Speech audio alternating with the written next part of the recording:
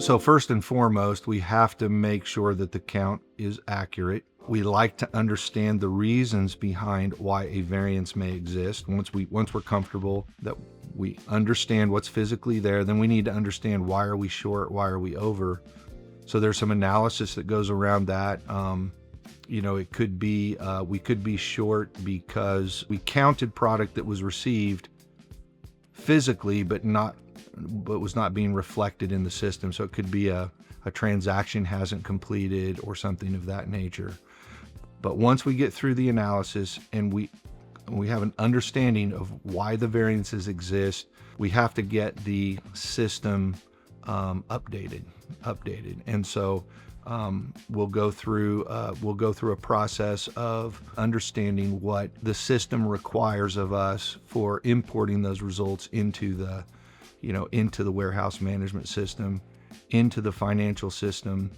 And oftentimes those two things are evaluated separately. Sometimes the reconciliation process is done manually. We just, here are the variances.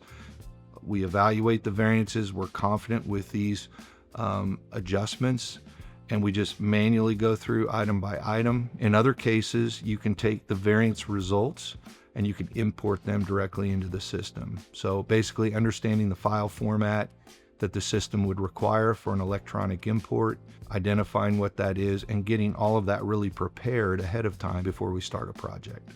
If you have been able to migrate away from like a pencil and paper count, it's really hard to follow some of these processes when you're in a pen and paper. You kind of have to wait until the very end to load that data into a system and then run all of your analysis kind of at the end. Ideally, you'd like to be able to capture your physical, when you're performing the count process and the verification process, you'd like that to be happening electronically so that you can analyze the data real time. As far as reconciliation, I think technology comes into play during the analyze and reconcile phase, specifically under analyze, being able to evaluate variances across the operation while the count and verify processes are underway at a location level. You'd like to be able to start looking at large positive variances even before the count finishes, just to start identifying where there could be process breakdowns within your operation. And that also gets you ahead of the curve too. Oftentimes when you're performing a physical inventory in an industrial type, on an industrial type environment, you're working under very tight time constraints. Oftentimes the operation is shut down.